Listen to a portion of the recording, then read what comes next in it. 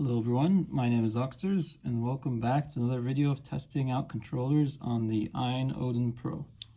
Today we're going to be testing out this GameCube controller. It's a bit dusty. So the Odin's dock has a GameCube controller port on the side here, right over here. Once I connect it, it says port 1 gamepad is attached.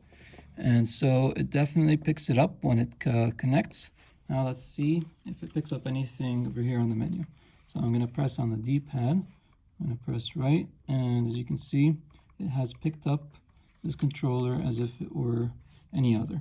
And if I press on the B button, it opens up, it's like pressing, and when I'm A, it's like going back. And so let's open up the joystick element identifier application to see what the Odin sees. And as per usual, we have Odin's built-in gamepad showing as the first, and the second shows port 1 gamepad. I'm going to switch over to the second one, and now we can see that some values popped up by default. So now I'm going to test out the left analog stick, and I'm going to start moving it now. And we can see it is picked up as axis 0 and axis 1, and it does not seem to have any lag. Alright, now let's try the C joystick, the C stick, and it is picking it up as axis 2 and axis 3. Does not seem to have any lag. Okay, now let's try some of the, actually let's do the D-pad next. If I push down and up, we're getting axis 5.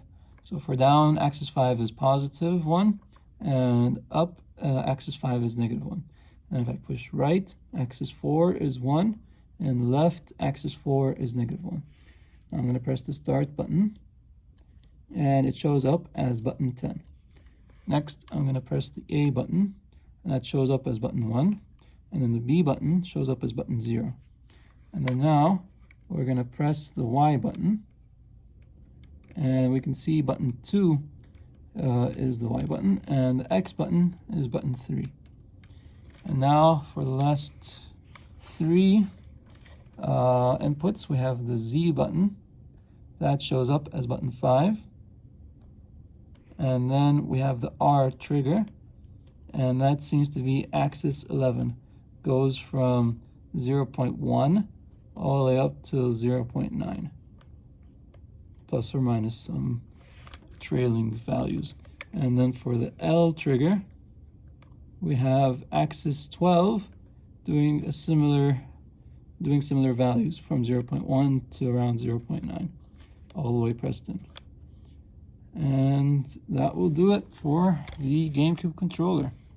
Alright, thank you everybody for watching, and have a good day.